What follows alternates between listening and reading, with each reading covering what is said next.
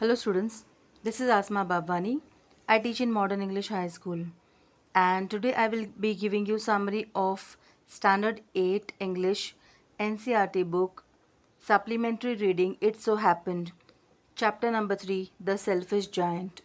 Students, The Selfish Giant is a beautiful tale of spreading love written by Oscar Wilde. The story begins with the children playing in a beautiful garden of the giant. They used to come to play in this garden every afternoon after returning from school. The garden was a lovely place with trees bearing rich fruits and beautiful flowers all over. The birds would sing sweetly sitting on top of the trees. One day the giant returned home from his friend the Cornish ogre's place after 7 years. The children were afraid when they saw him. When he noticed the children playing in his garden, he chased them away and didn't allow anybody to play there. So he built a huge wall around the lovely garden and put up a notice board stating that trespassers would be prosecuted. Seeing this, the children became sad as they lost a nice place for playing games. They would roam about the high walls of the garden and often missed the beautiful garden inside those walls. Soon, spring season began and the trees blossomed with beautiful and colorful flowers everywhere, and little birds would sing around those trees. But in the giant's garden, it was still winter, as there was frost and snow all over the garden. In the absence of the children, the birds did not come to sing, and the trees did not bloom in his garden. Once a small flower bud bloomed out of the grass, but when it saw the notice board, it slipped back to the ground and went back to sleep. In no time, snow covered up the grass in its white blanket, and frost painted all the trees in silver color. They invited the north wind, who rode wildly all day in the garden. Soon hail joined them, and he would rattle the roof of the castle often, breaking the slates of the roof. Meanwhile, the giant used to often wonder why spring didn't arrive at his garden that year. Neither summer nor autumn came, and there was no golden fruit in his garden due to his selfishness.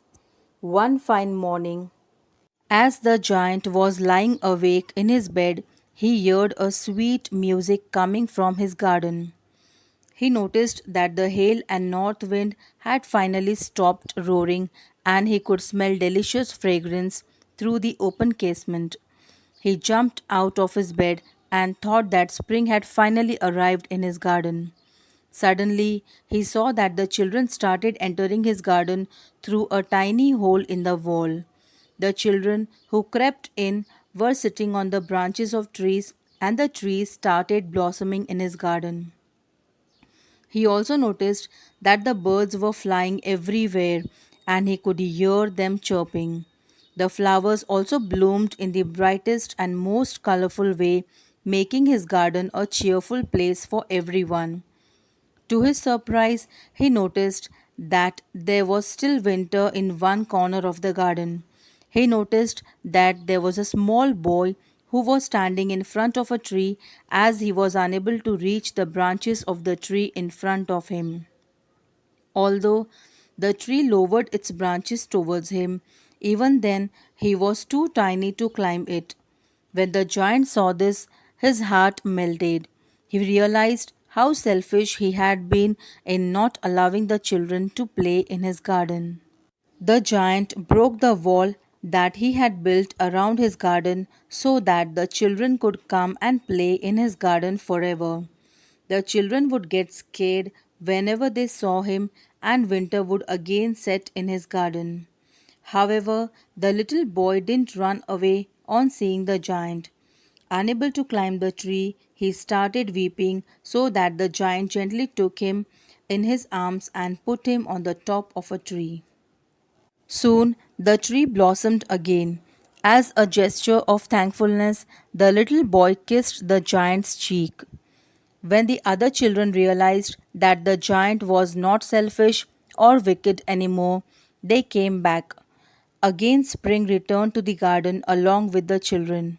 Thereafter, the giant used to play with the children in his garden every afternoon. But that little boy was never seen again. Many years passed. The giant became weak and old. One winter morning, he noticed a tree that had blossomed with lovely white flowers in one corner of his garden. The tree branches were golden, and the little boy was standing under it. The giant was very happy upon seeing the little boy in his garden. He noticed that the palms of the child's hands had prints of two nails and were wounded. The giant got angry on seeing this, and he said in anger that he would slay the man with his sword who harmed the little one. To this, the boy replied that these were the wounds of love. The boy smiled and invited the giant to come to his garden, which was paradise. Later in the afternoon, when the children came to the garden, they found the giant lying dead under the tree covered with white blossoms all over his body. Students, conclusion of the chapter The Selfish Giant is that the selfish giant dwells on the message that we should not be selfish and try to be open minded and spread love among others and make everyone around us happy. I hope this explanation helps you to understand this chapter. Students, if you like my videos, don't forget to subscribe the channel Asma Babwani. Click on the bell icon to get the latest updates.